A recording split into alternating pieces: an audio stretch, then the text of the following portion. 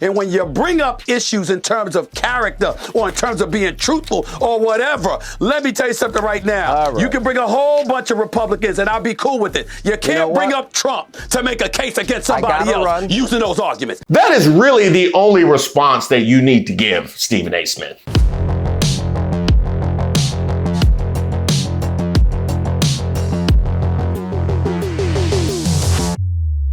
Hi, welcome to the channel. Thank you to all my subscribers and all our new members. My name is Reese Waters and I'm troubled. Y'all might remember the first time I covered Stephen A. Smith on Fox News. When you see the law enforcement, the court system and everything else being exercised against him, it is something that black folks throughout this nation can relate to. And as bad as that was, the apology was even worse. I sincerely apologize. I'm stating right here for the record that my words were taken out of context. Well, he decided if at first and second you don't succeed, try again. He made another appearance on Fox News recently with Sean Hannity, and why not? I mean, that is his friend. But you're still my buddy. This should be good. The reason Kamala Harris is not getting into more depth about all of her possible programs, because I think if people find out, they're not going to be happy about it. I hope that Kamala will win in the end. Mm-hmm. What would be the policies that affect you most that drive you to vote for Kamala Harris? You know, maybe I pegged this whole name thing all wrong. It's kind of like the Confederate flag, with the debate with the Confederate flag, where some people would argue that it's good to enable the Confederate flag. That way we know where not to go. He's saying that he's talking about Kamala Harris and not articulating her policies, which she has done far more than Trump. But by virtue of the Kamala that he gave me at the very beginning, I know that he hasn't heard a single thing that she has ever said. So I appreciate knowing not to listen to a single word out of his mouth when it comes to Kamala Harris by virtue of Kamala. You know what? Keep it going.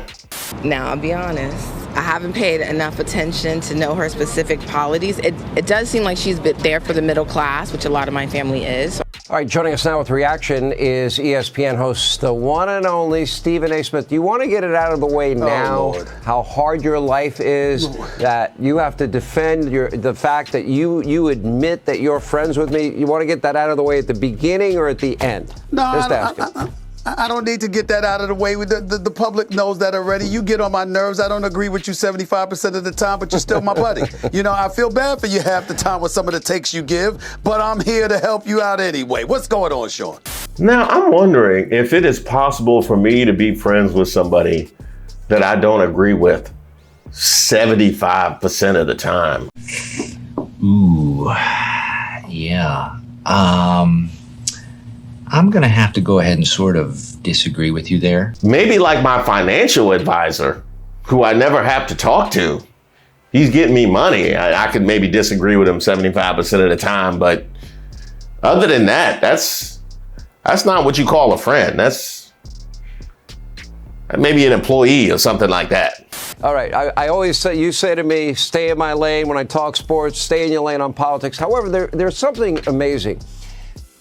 Putting aside any demographic group, if you are going to attack them, you want them to vote a certain way, and you are going to suggest that they are sexist or misogynistic, if you're going to suggest, like Stacey Abrams did, that African-American men are racist and sexist, is that a good way to encourage people to vote the way you'd like them to vote? No, but I didn't hear Stacey Abrams speak in that way.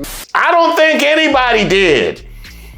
Welcome to the world of Fox News. Matter of fact, she talked about how black men do vote. Black men do support Kamala Harris.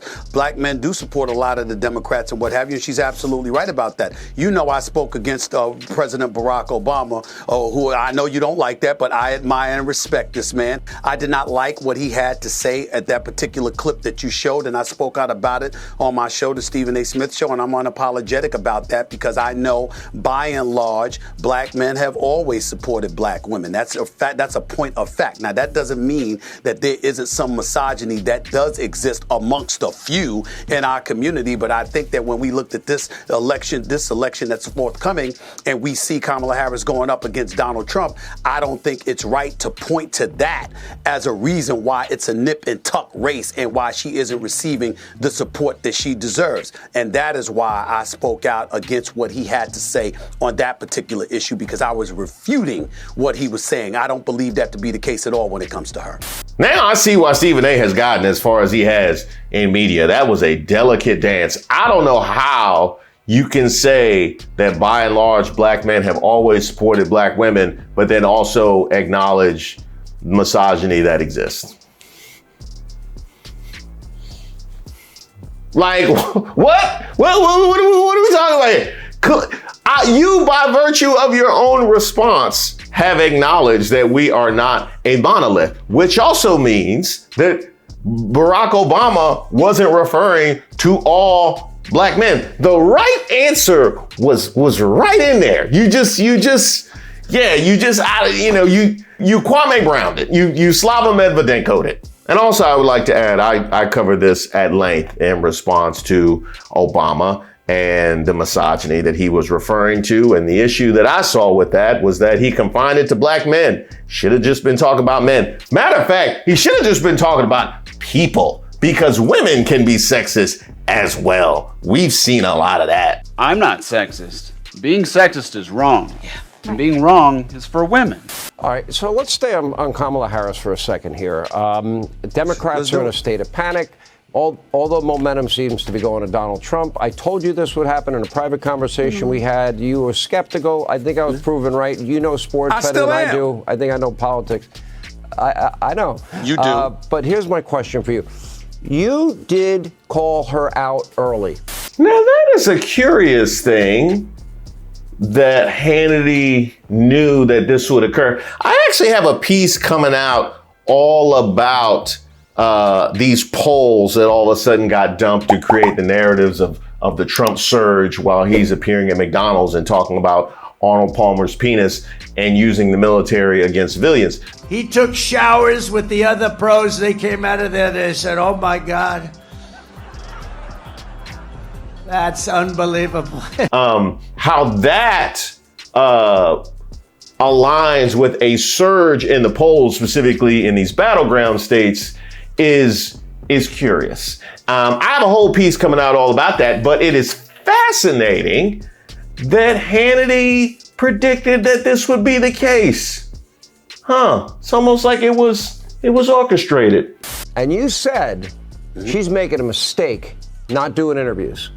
Now, she does these interviews, and I argue to you that the reason she's struggling and she's like tied up in a pretzel, because she can't express what she has stated publicly, that she wants the Green New Deal, the elimination of the filibuster. She can't say she wants to eliminate private health insurance, as she has said in the past. She's not going to run on what she has stated in the past to decriminalize illegal immigration, free food, housing, healthcare, education, sex change operations, and a path to citizenship, or banning fracking, banning offshore drilling.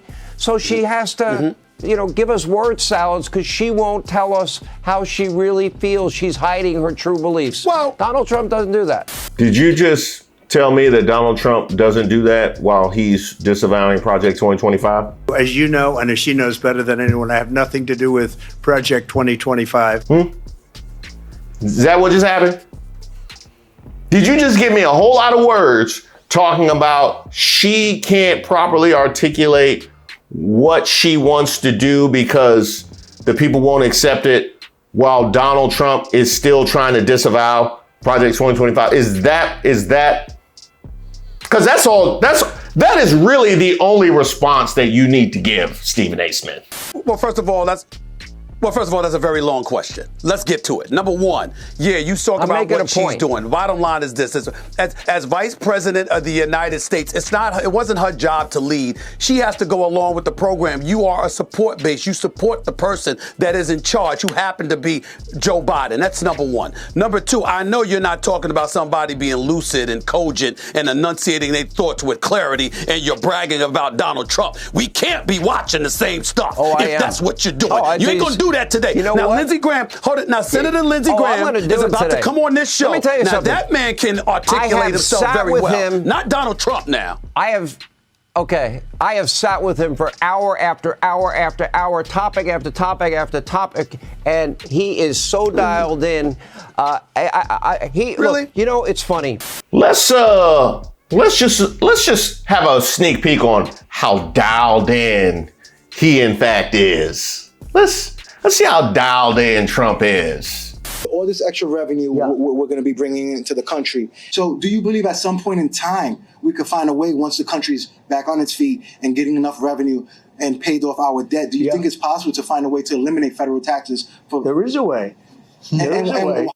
Well, the part of the question was federal taxes in itself. What are you going to do? We're cutting taxes. So we're cutting taxes. She's raising taxes. You saw that. Mr. President, will there be, so you already passed tax cuts in the last. They want to end that. Will there be an additional tax cut? Oh, yeah, we're cutting them further. You saw that. Because we're using what's underground. We're using our wealth. Again, energy is so big. But I'm sorry, I'm assuming that my initial question I didn't properly ask it, so I can have a quick second to do so. When it comes to federal taxes, I know we're going to bring back, I'm sure you're going to start back up the pipeline, the Keystone Pipeline, which is going to generate an abundance of revenue. Also, with the tariffs that you've spoken of, that in itself is going to bring a lot of money to the country. 100%. Do you believe that the word tariff? Don't listen to the fake news. I don't. The word or Wall Street jerks or the Wall Street Journal, because they don't get it. Wow. Well, you would think if he was so dialed in, you would just want to give people that raw. You wouldn't want to have evidence of you editing if he was so dialed in. You would only do that if the actual raw was such a liability that you had no choice. And this was your network. This is like the latest argument. And meanwhile, your friends in the Democratic Party. Oh, and thank you for that, Stephen A. The man who can't be trusted to appear at a debate.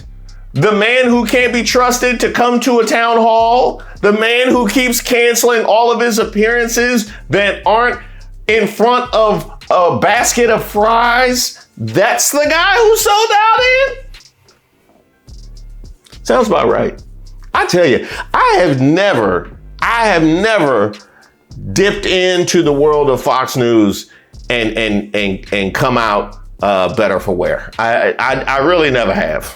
They ignored the obvious, significant, deep cognitive decline of the president for over 4 years. I said it before the 2020 election. Kamala to this day say, oh, Joe was really cognitively alert.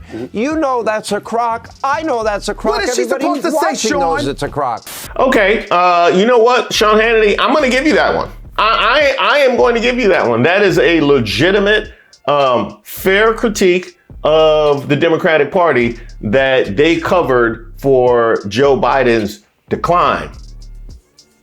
Joe Biden's not in the race, but there is a guy in the race who is showing clear signs of cognitive decline. We have sinks where no water comes out.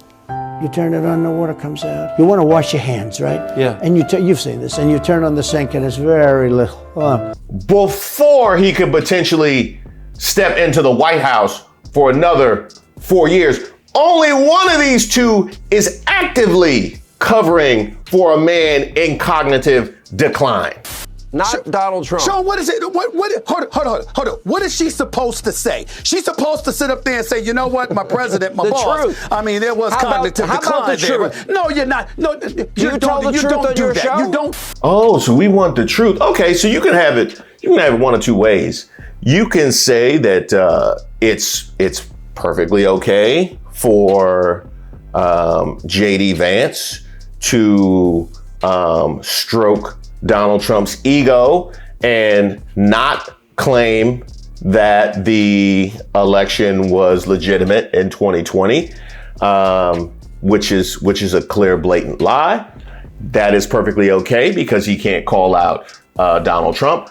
And therefore, it would have to be okay for Kamala Harris to be a good soldier and to cover for Joe Biden. You could have it that way, or you can attack Kamala Harris for not calling out Joe Biden's cognitive decline and giving him cover, and by virtue of it, also have to savage J.D. Vance for not being honest about the 2020 election. Did he lose the 2020 election? Tim, I'm focused on the future. Did Kamala Harris censor Americans from speaking their mind in the wake of the 2020 COVID situation? You want door A or you want door B? Dime out your book. You don't. Listen, I do tell the truth on my show, but guess what? So I said I do. What I said, however, is that I'm not going to dime out my boss if that's my boss. Go ahead. Whoa, hang on a second. You know what? I have never watched you hold back. You say what you mean. You mean what you say. That's my point. She is. But she knew he was a cognitive mess, and now she's lying. Oh no, I never noticed it. It's a because Sean, it's a lie. Because Sean, what you're trying to admit it's a lie. Because what people. But because what, listen, I personally, a year earlier, I was saying there's slippage, there's something that ain't there. He ain't gonna make it to the election. Y'all better get with the program, do something about it. I was on the record about Joe Biden, but I'm not a part of the Biden administration. And if I was a part of the Biden administration, I wouldn't have told you that. That's number one. Number two, she's the candidate now. You got to run against her. Are you gonna beat her, Sean? Are you gonna beat her? Are you gonna beat her? It's a straight up. It's straight up. The American people. Are you as confident as you were months ago? The biggest choice election in a lifetime. I see some slippage on his part. Stephen A. Thank you. Let me tell you something. Yes. She lied when she said the inflation's transitory. They lied repeatedly, and she said, "Oh no, the border's secure. The border's secure." Now, all of a sudden, are you sure you want to make the case about somebody lying in favor of Trump? She never changed her positions on. She never changed her position on the Green New Deal, on sex change operations, open borders, amnesty, until she became a candidate. Now, this is fascinating because I called out Brett Baer for bringing up the question about the sex change operations for the prisoners. Trump brought it up in the debate. This is the second time that Sean Hannity has brought up sex change operations with Stephen. Is this what they talk about all day? Is this what they talk? I make content as a progressive covering the gamut of the political spectrum, but I certainly advocate for progressive candidates. I don't think I've ever discussed sex change operations. Not once. I don't think I've discussed it one time. Is this what Fox News talks about all day? Somebody tell me, because I legitimately have no idea. But I've had to dip into Fox News 3 times now in the last couple of weeks. It has come up every time. Like, y'all doth protest too much. You know what that means? She is a typical politician that just will say whatever needs to be said to win an election. You get the last word because I like you so much. Can I retort? Let me retort. Fair enough. Okay. You didn't even bring up fracking. You didn't even bring up the border. That's absolutely a valid point on your part. What she's doing now is saying, excuse me, I'm open to compromise. I'm willing to work across the aisle. I'm willing to listen and make things happen. Now, you have a lot of people who are going to vote for Trump, and they absolutely positively believe he will change Washington. The question is, will it be for better or will it be for worse? The cesspool that we look at as the nation's capital, if you got him back in office and he's on a revenge tour and he's not focused on doing what it takes to lead the country, where will that lead the country? You're not bringing that caught up. So again, we might not like something on the left. We might not like something on the right. These are the two candidates that we've got to work with. And when you bring up issues in terms of character or in terms of being truthful or whatever, let me tell you something right now. You can bring a whole bunch of Republicans and I'll be cool with it. You can't bring up Trump to make a case against somebody else using those arguments. You can't do that. Well said. Well said. I'm with it, Stephen A. Look, you know what? I'm predicting that privately you're going to vote for Trump. Oh, never. And I told you I'm on the record. I'd have voted almost for any Republican but him. Okay? Nikki Haley, Chris Christie, I would have voted for I'm not trying to set you not up. him. I gotta go. I love you, Stephen A. Wait, what did you just say? I'd have voted almost for any Republican but him. You would have voted for any. So first of all, now because a lot of people have wondered whether or not Stephen A. is a Republican. He just let you know exactly what it is. You talk about this Nikki Haley? I mean, I think the cause of the Civil War was basically how government was going to run, the freedoms and what people could and couldn't do. You talking about this Nikki Haley? We're not a racist country, Brian. We've never been a racist country. Not this Nikki Haley. Everything was exaggerated with the Obama administration. Blasphemy. Blasphemy. The unmitigated gall for you to come out and say you would have voted for Nikki Haley. You know what? The boy can't play. The boy can't play. No, because he got bad feet, bad hands. Get him out of here. We'll see you later. Out here on Fox News, sounded like Slava Medvedenko. Thank you guys so much for watching the video. Good news for all of my members. The badges and emoji are finally here. And I want to hear from you. What do you think about them? How do you feel? Send me an email at reese@reesewaters.com. And if you want to take them out for a spin, just show up to one of our premieres or one of the lives, or even just drop a comment and let those new emoji fly. And if you haven't joined yet, the link to membership is in the description.